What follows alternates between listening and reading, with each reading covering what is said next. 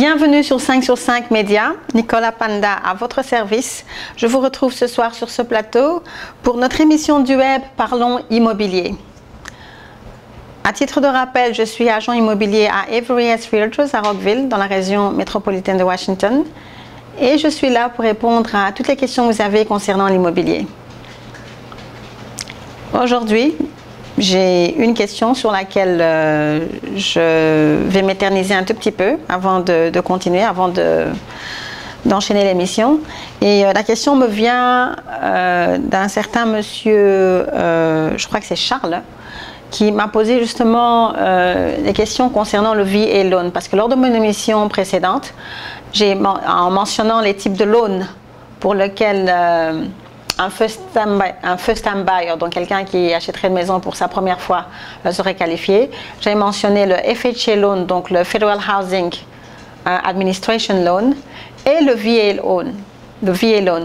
Le VA loan, justement, le VA stands for Veteran Affairs. Donc, vous devez être vétéran de l'armée américaine pour être qualifié pour ce genre de loan. Bon, bien sûr, non seulement vous devez être vétéran, mais vous devez avoir, si vous êtes encore en plein service militaire, si vous êtes en active duty, comme on le dit, vous êtes qualifié sans aucun problème, mais il faut aussi que votre credit soit acceptable. Donc, il finance 100% du coût de votre maison sous certaines conditions.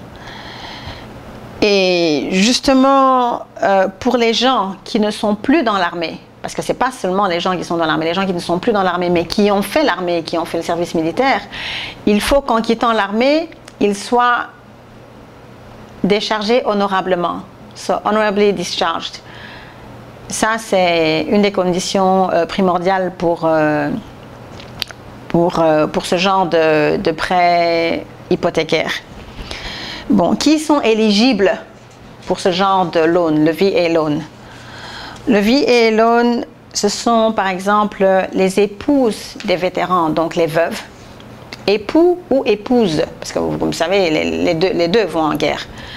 Donc, qui ont servi justement dans les guerres qui ont eu lieu, bon, on dirait ces 20 dernières années, mais bien avant cela. Il y a aussi, parmi les gens qui sont éligibles pour ce loan, certains citoyens américains qui ont servi dans les forces armées des gouvernements qui sont alliés aux États-Unis. Bon, quels sont les alliés des États-Unis en ce qui concerne l'OTAN? Ah, faites vos devoirs. Hein. Il y a la France, il y a l'Angleterre. Qui d'autre? Écoutez, faites vos devoirs, parce que là, franchement, je vais vraiment parler dessus. Alors, d'autres personnes qui seraient qualifiées, ce seraient les membres de famille des vétérans. Là, vous allez être un peu amusés. Des vétérans, des gens qui ont fait la Deuxième Guerre mondiale, donc 40-45, la guerre de la Corée, la guerre du Golfe, la guerre du Vietnam. Vous voyez toutes ces guerres-là. Si vous êtes un membre direct et vous êtes éligible, si vous avez être éligible pour cette catégorie-là, vous êtes éligible pour le VA loan. Bon, aussi, pour pouvoir aller appliquer pour ce genre de loan, vous devez contacter le Veterans Affairs Office. Et ils vont vous donner ce qu'on appelle, donc non seulement vous aurez, votre crédit doit être acceptable, vous avez été vétéran ou bien vous êtes toujours dans l'armée, mais vous devez avoir ce qu'on appelle un Certificate of Eligibility, qu'on appelle le COE en sigle. Si vous l'avez, bon, dans ce cas-là, je crois que vous remplissez les 3 conditions et vous êtes bon pour cela. Si vous êtes marié à un vétéran qui est disabled, donc qui a eu un accident et qui est handicapé, vous êtes éligible pour cela, si votre crédit est acceptable, si vous avez un Certificate of Eligibility, et bien sûr, si vous... Qu'est-ce que j'ai oublié encore? Je crois qu'il y en avait 3. Non, je crois que c'est tout. Et si vous... Ah, non. Si vous avez un revenu stable, si vous n'avez pas de revenu, comment vous allez appliquer pour un loan? Si vous n'avez pas de, si la banque ne veut pas s'assurer que vous allez repayer le loan en fonction, bien qu'il vous finance le maximum, mais vous devez être sûr que bon, vous pourrez repayer cela. Bon, comme je vous l'avais dit auparavant, vous devez remplir les conditions pour avoir le VA. Et comme vous venez de l'entendre justement, les conditions de qualification pour ce loan-là, il faut passer par l'armée. Tout ce qui a à voir avec l'armée. Et vous savez, le pourcentage des gens qui sont dans l'armée, bon, par rapport au reste de la population, n'est pas assez... il est important, mais pas trop important. Alors dans ce cas-là, je vais justement, en répondant à votre question, monsieur, vous qui avez posé la question, je vais vous diriger vers l'autre genre de loan qui vous intéresserait le mieux. Parce que vous savez, j'avais aussi parlé des fixer-uppers, les foreclosures et tout cela. Il y a moyen d'avoir cela financé dans ces banques. Et ça, c'est avec le FHA, donc le Federal Housing Administration Loan. Le Federal Housing Administration Loan, il vous donne un loan pour des gens qui ont un revenu restreint, donc qui n'est pas assez important et qui seraient intéressés dans l'achat d'une maison. Les conditions du Federal Housing Administration Loan, le FHA, varient d'un État à l'autre. Les gens de la Californie, quand je vous ai dit de contacter vos gouvernements locaux, c'était sur de bonnes raisons. Les gens de la Californie ont leur FHA avec la réglementation et les conditions qui s'y appliquent. Les gens du Tennessee ont le leur, les gens du Ohio ont le leur. Donc, vous voyez, chaque État a le sien et c'est à vous, en fonction de l'État dans lequel vous habitez, de constater votre FHA Office, parce que ça fait partie bien sûr du Housing and Urban Development Department, de contacter, justement les contacter et de voir quels programmes vous sont accessibles.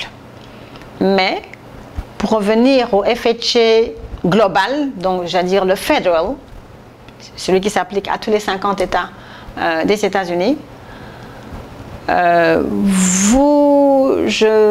vais vous expliquer quelque chose. J'ai mis beaucoup d'accent sur le crédit. Et vous savez que bon, le score le plus élevé qu'on peut obtenir dans le crédit, quand il s'agit du système d'évaluation, elle est de 850. Et quand je parle de 850, je ne parle pas de TransUnion, je ne parle pas de Experian, parce qu'eux, ils ont leur système qui est différent. La compagnie de Credit Report sur laquelle on se base en général est Equifax. Et pour Equifax, le chiffre le plus élevé, le parfait record que vous pouvez avoir en fonction de crédit est 850. Et le plus bas, Dieu seul sait. Allez un peu plus bas et vous trouverez. De toute façon, toutes les catégories sont représentées. Bon, pour un conventional loan, ça c'est seulement pour vous expliquer un tout petit peu. On ne vous donnera jamais un conventional loan si vous avez moins de 740 points. Vous devez avoir 740 points et au-dessus pour pouvoir avoir le conventional loan. Or, vous savez très bien que ce n'est pas facile. Par exemple, si vous voulez acheter une maison d'un certain prix, non seulement d'avoir 20% comme caution à côté, et d'avoir aussi, par exemple, une dizaine de pourcents de côté, donc un total de 30%, pour pouvoir financer votre maison. Le FHA, justement, le gouvernement a mis ce programme à la rescousse pour aider les gens qui, justement, ne seraient pas en mesure d'avoir toutes ces sommes d'argent-là et de leur permettre aussi de devenir propriétaires comme toute autre personne. Donc, le Federal Housing Administration est là pour ces gens-là. Quelles sont les conditions que le FHA demande? Pour le FHA, comme je viens de le dire, le conventional vous demande d'avoir au moins 740 points pour qu'on vous finance. Le FHA vous demande 640 points. Si vous avez 640 points, vous êtes éligible pour un Federal Housing Administration Loan.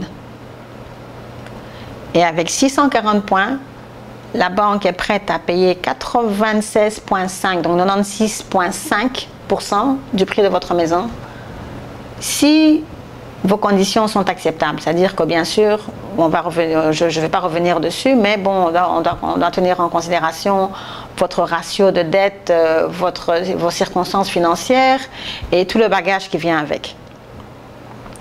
Maintenant, dans le FHA, il y a des catégories.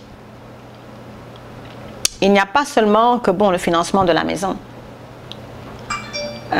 Monsieur qui m'avait posé la question la fois dernière en ce qui concerne les fixer-uppers. Et les fixer-uppers, justement, c'est au moment où j'ai fait allusion, par exemple, aux maisons qu'on aimerait acquérir par soit short sale, soit par bank-owned, ou bien soit par foreclosure. Il y a un programme aussi que le FHA, donc le Federal Housing Administration, a pour satisfaire justement ces catégories d'achat de maisons. Si vous achetez une maison, par exemple, en foreclosure, ou bien une maison en short sale, qui demande des travaux, mais que vous n'avez peut-être pas la liquidité, vous n'avez pas assez de liquidité justement pour pouvoir aux travaux qui sont requis pour la maison que vous comptez acheter. Vous pouvez, non seulement il y a l'inspecteur de maison, mais faites appel à un general contractor. Un general contractor qui va venir après l'inspection, bien sûr. L'inspecteur de maison doit faire son travail en évaluant, justement, en faisant la liste de ce qui a besoin d'être réparé et ce que vous aimeriez justement modifier dans votre maison. Faites appel à un general contractor. Le general contractor est là justement pour évaluer en prix, en argent, le coût de ce que coûtera les modifications, la rénovation, ce que vous comptez faire dans votre maison. Cela va du cosmétique à certaines parties de la structure de la maison. Et le general contractor peut vous faire un devis, donc une proforma, de ce que ça peut, il vous donne justement un proforma de ce que ça vous coûtera de remettre cette maison-là sur pied. Vous pouvez prendre cette proforma-là, à supposer que votre maison coûtait 100 000 $ et que le general contractor a évalué les travaux de réfection de la maison que vous comptez acheter à 40 000 $, vous pouvez prendre cette offre-là, que vous avez le prix de cette maison-là, et les 40 000 $ que le general contractor vous a donné, et appliquer pour un loan, pour un prêt hypothécaire à la banque. La banque peut vous approuver les 140 000 $ qui constituent le montant global de ce que vous coûterait la maison et les travaux de réfection. Et ce programme-là, c'est un FHA, c'est toujours un Federal Housing Administration Loan, mais on appelle le FHA 203K. Donc, si vous appliquez pour cela, bien sûr, la banque enverra un inspecteur de maison, son propre inspecteur à lui, pour évaluer la maison, pour s'assurer que ça vaut la peine, la maison est qualifiée, parce qu'ils ont des critères sur de qualification pour lesquels ils financeraient une action comme celle-là. Et une fois qu'ils sont d'accord et tout, la banque, justement, vous donnera non seulement le montant dont vous avez besoin pour l'achat de votre maison, le pourcentage requis pour l'achat de votre maison, plus les frais de réflexion, de réflexion, qu'est-ce que je raconte encore? De réfection qui sont demandés justement pour remettre la maison de votre choix justement sur pied. Donc, oui, vous avez une question? Oui. J'aimerais savoir, supposez que j'ai 150 000 $ cash et je voudrais acheter une maison qui elle a une valeur de 250 000 $. Dans quelles conditions la banque financerait-elle la différence? Donc, la maison, elle revient à 250 000 $ et vous me dites que vous avez 150 000 $. Exactement. Et donc, vous avez besoin que la banque... Bon, considérons maintenant, tenant compte du fait que, les 150 000 $ peuvent être comptés comme une caution d'achat sur votre maison de 250 000 $. La banque, justement, donc là, vous demandez un prêt de 100 000 $. Mais la banque, justement, va revenir, elle va aller par sa procédure habituelle. Elle va par procédure en vérifiant d'abord votre crédit, votre stabilité professionnelle, votre stabilité financière, pour pouvoir déterminer justement si vous êtes qualifié pour les 100 000 $. Bon, bien que vous voyez 150 000 $ représente plus de 20% de la valeur des 250 000 $ qui est le prix d'achat de la maison, normalement, monsieur devrait être qualifié pour un conventional loan. Mais le conventional loan, comme je vous l'ai dit, pourrait être approuvé que si le monsieur qui a eu sa caution de 150 000 $ a un credit score d'au moins 740 points dans le Equifax ou Equifax. Maintenant, je ne sais même plus si je le dis en français ou en anglais. Equifax. E-Q-I-F-A-X. Prononcez ça comme vous voulez.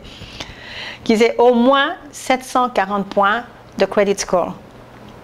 S'il s'avère que le monsieur a ces 740 points, la banque va financer les 100 000 $ comme un conventional loan. Ce qui en général est toujours plus avantageux parce que bon, les taux d'intérêt sont un peu plus bas et vous avez un mortgage insurance. Maintenant, s'il s'avère que votre crédit, que le crédit de monsieur qui applique, qui a ses 100 000 $, est de moins de 740 000, la banque peut revoir sa procédure et si l'applicant a au moins 640 points de credit score, l'approuver pour un FHA.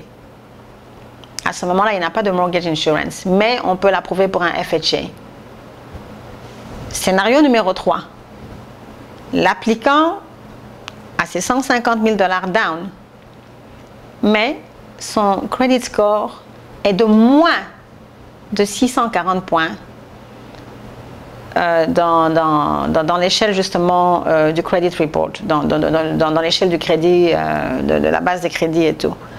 Dans ce cas-là, la banque ne financera pas. Donc, quel que soit le montant, dans ce cas-ci, vous pourrez même mettre une caution de 200 000 $, la banque ne financera pas les 50 000 $ qui resteront et tout. Donc, tout est déterminé justement par le crédit de la personne. Bon. Dans la catégorie des FHA, et j'espère que j'ai répondu à votre question. Dans la catégorie des FHA, nous avons parlé du FHA normal, nous avons parlé du 203K. Il y a un autre FHA, et celui-là, on l'appelle le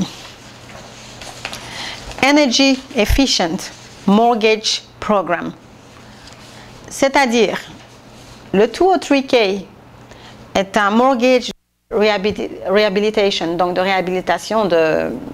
Oui, c'est le même terme en français, donc pourquoi je me casse la tête? De réhabilitation de la propriété. Que la banque, justement, vous aide pour remettre votre fixer-upper sur pied et rénover les travaux de votre maison. Vous avez maintenant ce qu'on appelle le EEMP, donc le Energy Efficient Mortgage Program, qui fait toujours partie du FHA. Vous savez que ces derniers temps, avec les échauffements climatiques et tout le tralala climatique qui se passe, et les énergies et tout, le gouvernement essaye de mettre des programmes pour encourager les gens justement à modérer justement l'usage des énergies, les énergies qui nous ont été gracieusement offertes par Dieu le Père, que nous maltraitons du jour au lendemain.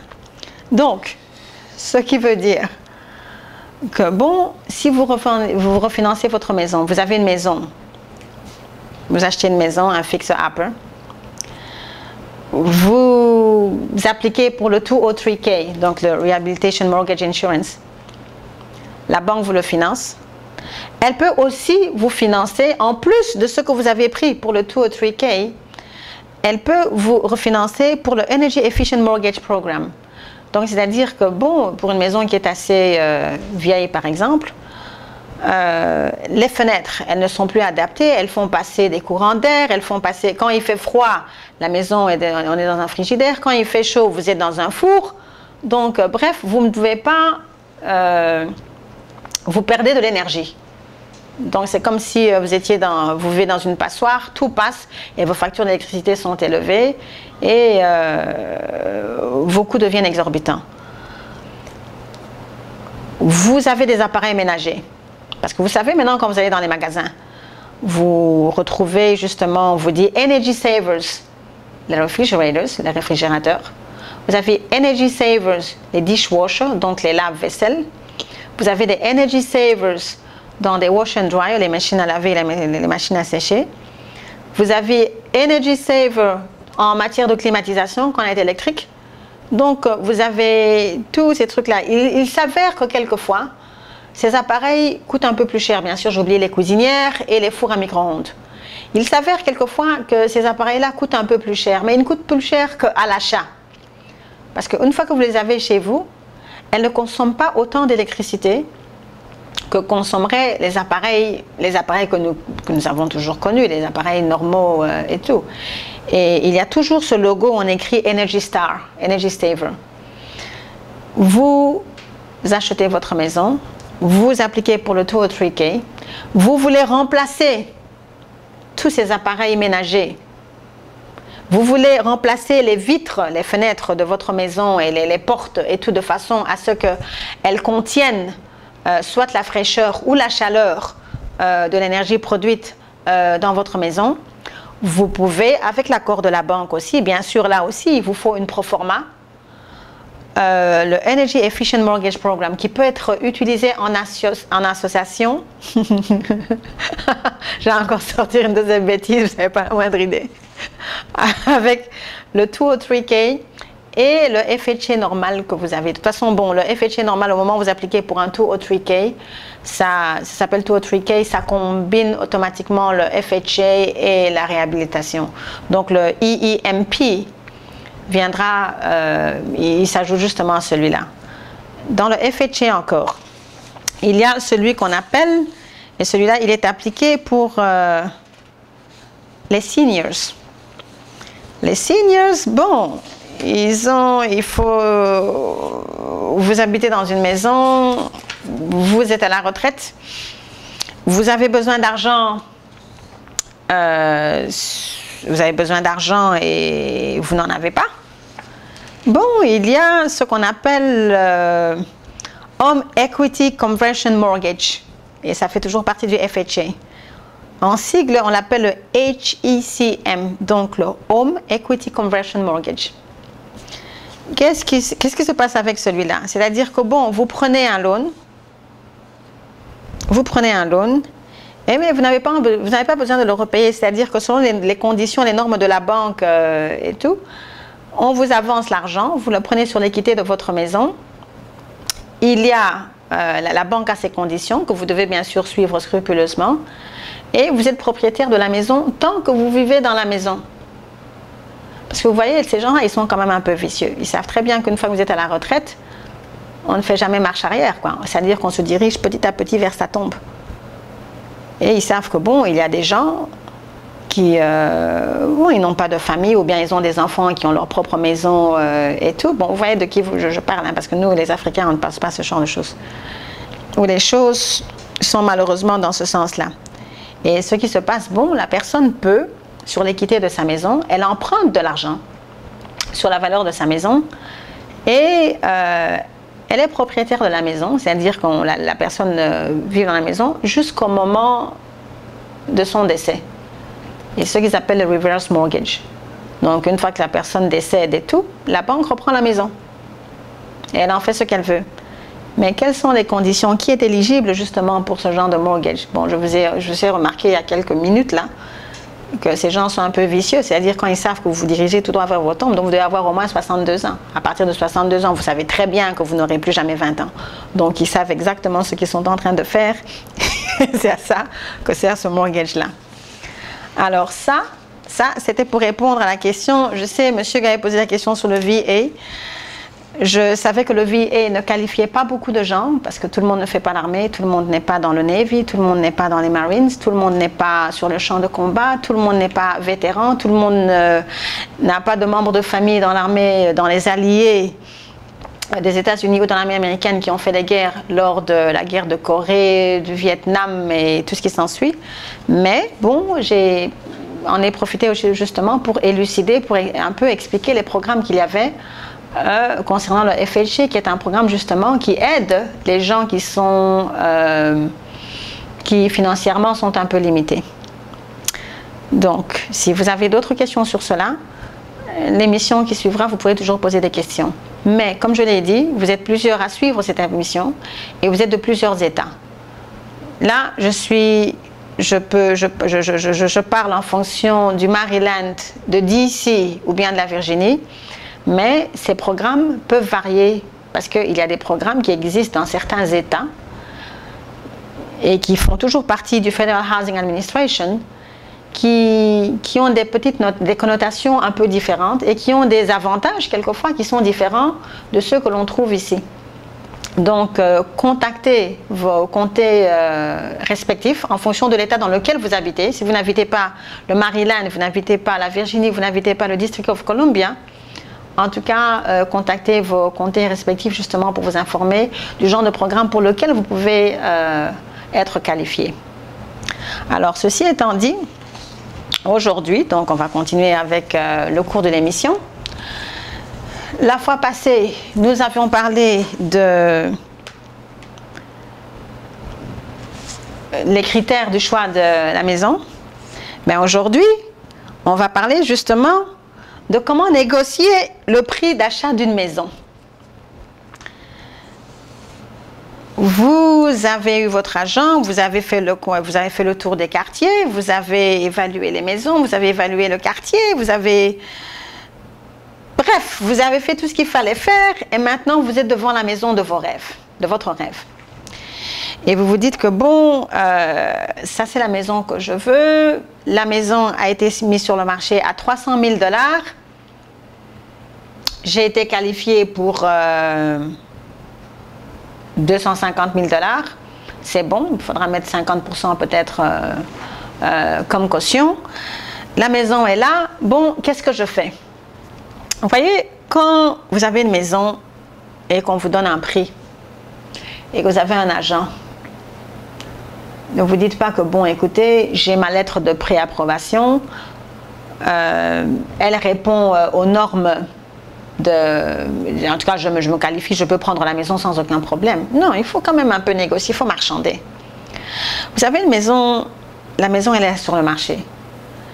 Essayez, la première chose, étudier le marché immobilier du quartier dans lequel se trouve la maison. La maison, elle a été mise sur le marché à 300 000 $. Regardez les maisons similaires dans la même subdivision. Voyez à combien elles ont été mises sur le marché. Essayez de demander à votre agent de faire ce qu'on appelle un comparative market analysis. Et vous lui demandez justement de voir les 6 derniers mois qui se sont écoulés, les maisons similaires à la maison que vous comptez acheter, à combien elles se sont écoulées. Et essayez de voir ce qu'offraient ces maisons-là. Si elles ont été vendues à combien? Et elles sont restées sur le marché pendant combien de temps? Parce que vous voyez, si vous tombez sur cette maison qui fait 300 000 $, vous avez la même maison, parce que vous savez, ici aux États-Unis, et je crois que c'est aussi valable en Europe et tout, il faut trouver dans un quartier où toutes les maisons sont identiques, quoi. Ce sont les mêmes genres de maisons et tout. Les mois qui ont suivi, bon, la même maison il y a 2 mois, elle n'était pas en short sale, elle n'était pas en foreclosure. La même maison a été vendue à 295, donc à 295 000 $. Mais bon, on a quand même, le vendeur a quand même aidé l'acheteur avec les closing costs, donc les frais relatifs à la vente de la maison. Ils l'ont peut-être aidé à 5 000 $. Donc, si on fait les calculs mentaux et tout, la maison a été vendue à 290 000 $. Bon, vous évaluez cela. S'il y a une maison qui a été vendue, c'est bon. Si on a plusieurs, c'est bon. Vous regardez. Regardez aussi, vous regardez les maisons, le prix de ce que ça a été vendu. Vous regardez le nombre de jours où la maison est restée sur le marché. Parce que bon, si la maison, initialement, la maison qui a été écoulée, était dit, parce qu'il faut vraiment, c'est là où l'agent est nécessaire. Vous voyez cette maison, disons que la maison qui a été vendue il y a 6 mois, pardon, elle a été vendue à 290 000 $. Elle est restée sur le marché, disons, 6 mois. Ça veut dire quoi? Ça veut dire que bon, il doit y avoir des raisons pour lesquelles la maison, si celui-là la met à 300 000 $ et tout, il se base sur quels critères et tout. Essayez de retrouver les informations de la maison qui a été vendue. Essayez de voir justement ce qu'il y a de rénové dans la maison, parce que vous pouvez avoir deux maisons qui ont la même façade et tout. L'une, la cuisine a été refaite complètement, il y a du marbre, les energy savers, appliances, donc les appareils ménagers. Vous avez tout a été rénové, la douche a été refaite, les douches, vous avez le sous-sol, le grenier. Bref, tout a été refait dans la maison et la maison a été vendue à 290 000 $ après avoir été sur le marché pendant 6 mois. Là, vous vous retrouvez devant la maison, soi-disant de vos rêves, identique à la maison qui a vraiment passé 180 jours sur le marché. Vous regardez l'intérieur de la maison, il faut encore refaire le sous-sol. Vous remarquez que les fenêtres, c'est pas ce qu'il faut, il faudra encore remplacer les fenêtres. Vous regardez, bon, tiens, mince, alors, les salles de bain sont encore archaïques, donc ce sont les modèles des années je ne sais pas quoi, et vous vous rendez compte que bon, ce n'est pas ça. Dans ce cas-là, écoutez, vous êtes l'acheteur. Et le vendeur, lui, il a besoin d'écouler sa maison.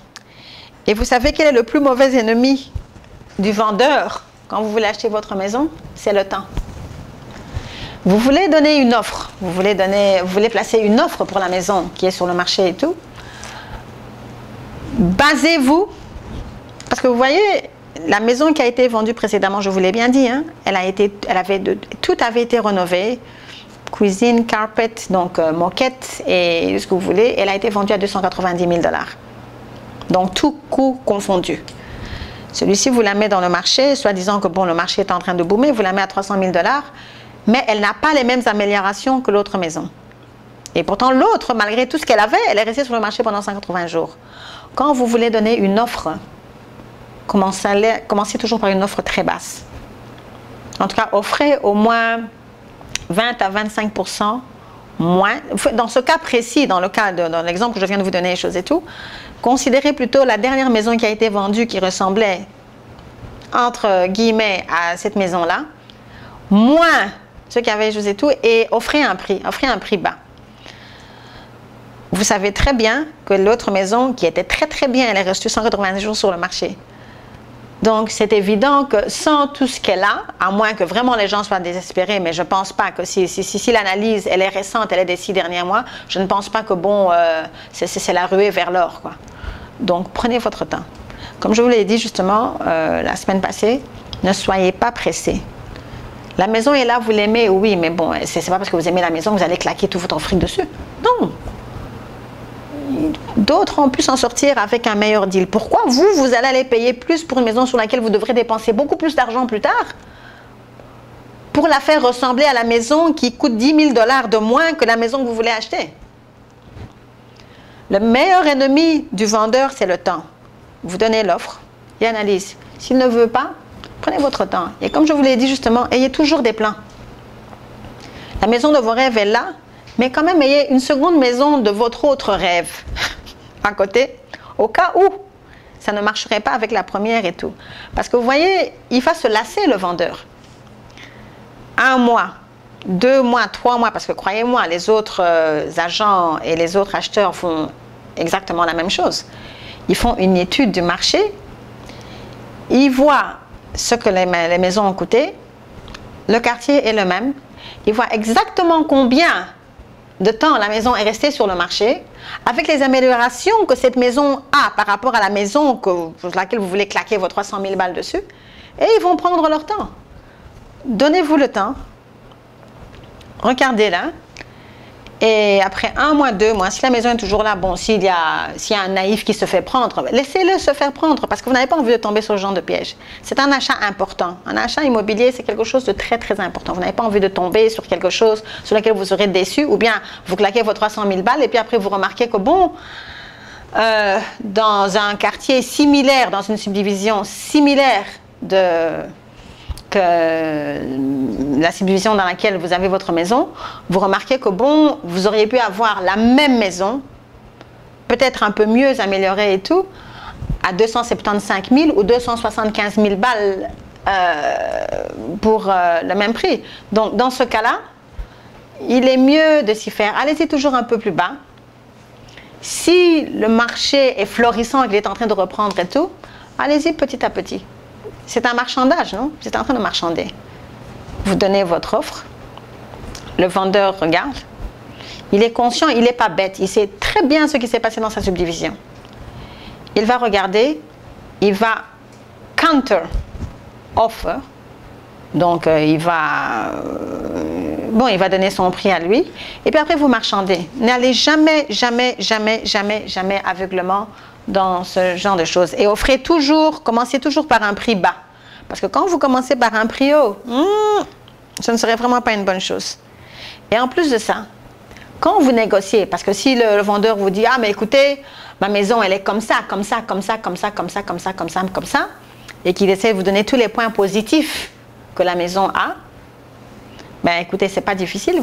Analyse du market analysis, du CMA que vous avez fait auparavant, dit mais écoutez, vous savez quoi, cette maison-là qui a été vendue il y a 6 mois, il y a 3 mois, je ne sais pas il y a combien de temps et choses et tout, lui vous fait la liste de ce que lui pense que sa maison a de bien, vous faites lui la liste justement de ce que la maison qui a été vendue et qui a été vendue à moins cher par rapport à sa maison. Et qu'il le veuille ou pas, au moment où il se rendra compte que bon, vous avez bien fait vous avez bien fait vos recherches et tout, et que le temps passe et que sa maison ne se vend pas, devinez quoi? Il va, d'une façon ou d'une autre, il va se remettre dessus, à moins qu'il soit vraiment bête et qu'il veuille vraiment que sa maison reste sur le marché. Parce que bon, si les conditions sont là et tout. Et quand vous allez négocier justement, quand vous avez la maison et tout, mettez-vous un minimum. Donc vous mettez une limite de minimum où vous n'allez pas aller plus bas que ça. Vous pouvez aller peut-être... non, c'est-à-dire que vous pouvez pas aller plus bas qu'un certain montant. Donc quand vous négociez, vous faites cela. Mais faites votre devoir convenablement. Parce que si vous dites « Oh, mais oui, mais bon, si vous êtes pressé, parce que vous voyez, le fait d'être pressé, c'est pas bien, c'est pas une bonne chose. Vous allez vous précipiter sur une occasion qui n'en est pas une bonne et tout. Bien sûr, lui, le vendeur, il va se frotter les mains, il tombe sur quelqu'un qui a été un peu naïf et qui prend son truc. Mais bon, il n'y a pas le feu. Et ce n'est pas la seule maison qui existe. Et surtout, si récemment une maison meilleure que la sienne a été vendue, je ne vois pas pourquoi vous devez,